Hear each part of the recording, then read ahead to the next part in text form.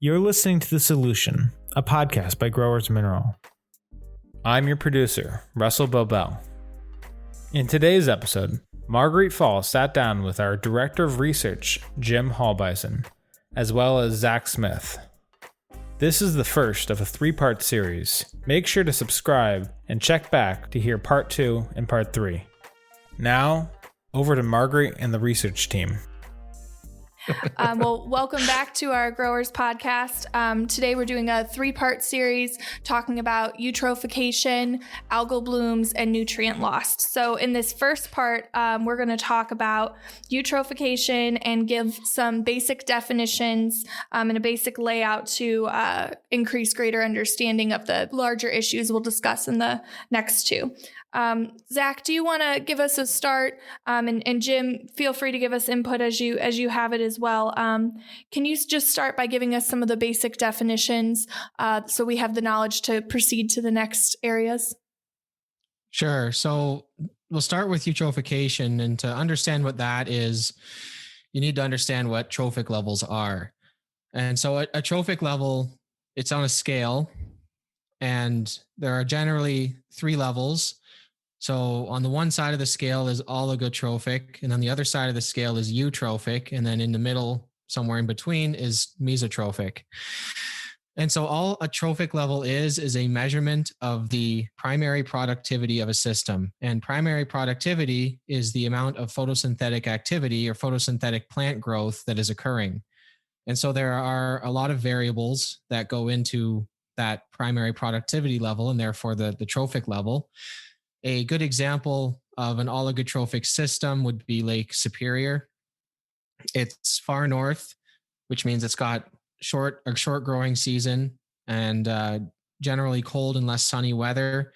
It's very, very deep, and it's not very developed. So you don't have a lot of artificial nutrient input. And by artificial, I mean man-made. And then an example of there's eutrophic systems everywhere we look. Often they're small, like a little swamp or something like that. As you go further south, of course, you run into more of these systems because you have longer growing season, more sunlight.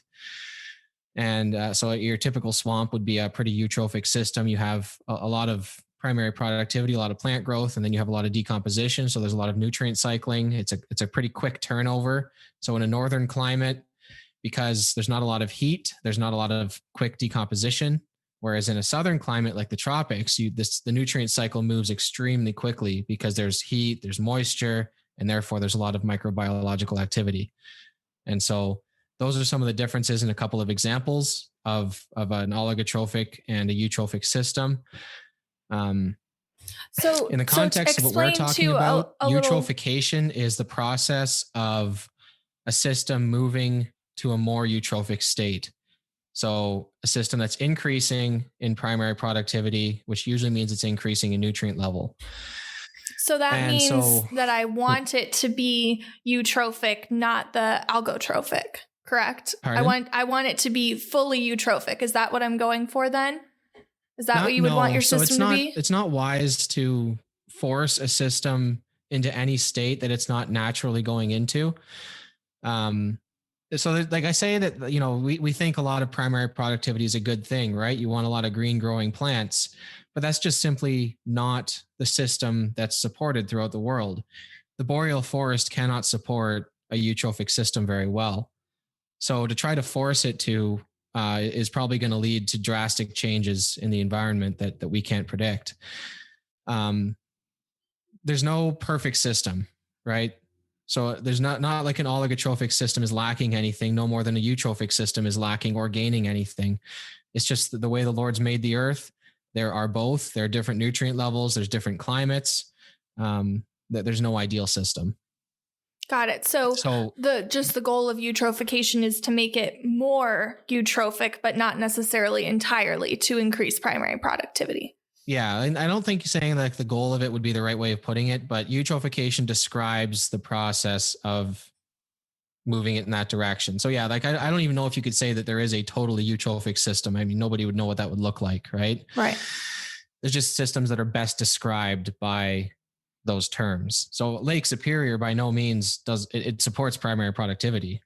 It's just more of an oligotrophic system. Same way a swamp is by no means constantly has growth. We have swamps here in Southern Ontario or in Ohio that freeze up every winter. There's nothing growing then, but there's still a pretty eutrophic system. So it's a scale, right? And there's no real extremes on either end. They're always on the scale.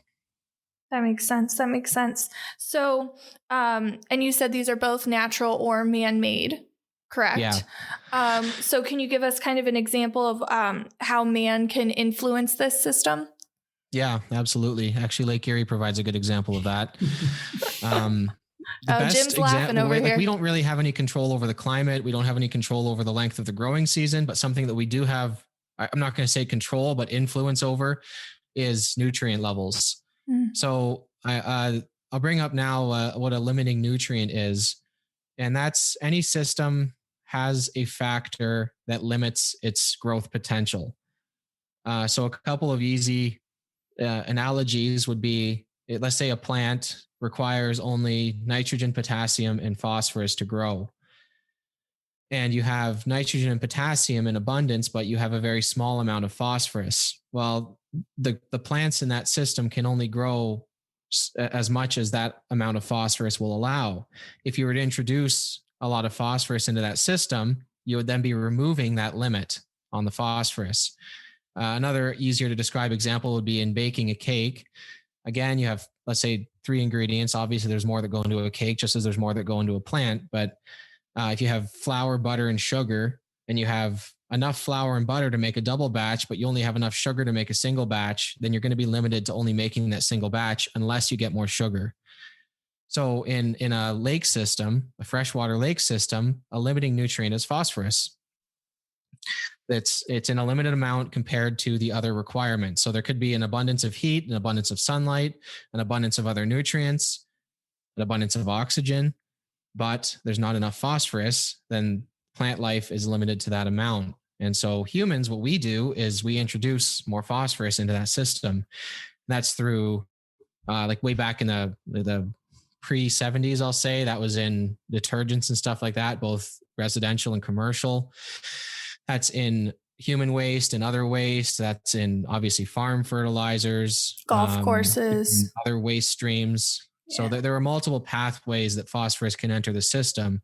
But once it has entered the system, we are now artificially increasing that limit and therefore allowing more primary productivity in the system. And then what happens? I'd say artificial because naturally that phosphorus would not enter the system at that rate. So you're essentially speeding up the process by many, many factors, which I'm not going to claim, it's not going to destroy the system. We don't have the power to do that, but it will drastically change it to a point that we may not recognize.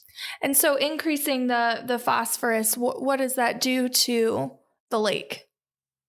So you have more primary productivity, right? It allows, like, it removes that limit, right? So if you only have, I'm just using arbitrary terms here, if you only have 5 units of phosphorus, but you have 50 units of everything else, and you add in 45 more units of phosphorus, you've now essentially maxed out that system's capacity for primary productivity.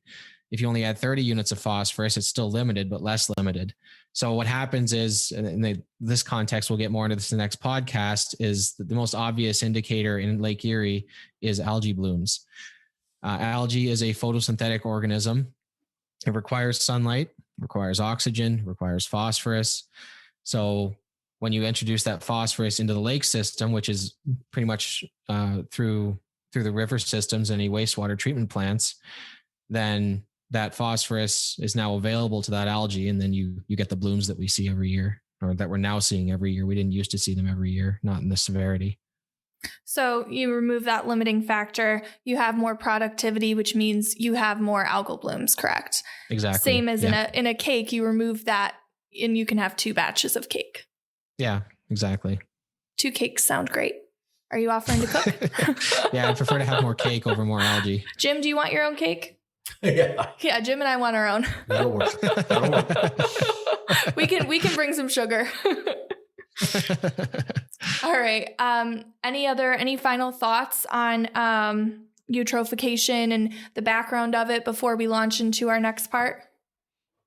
I think the bottom line is that the addition of the nutrients from man-made sources is really the key for the imbalance. Again, you're always going to have something coming into the system.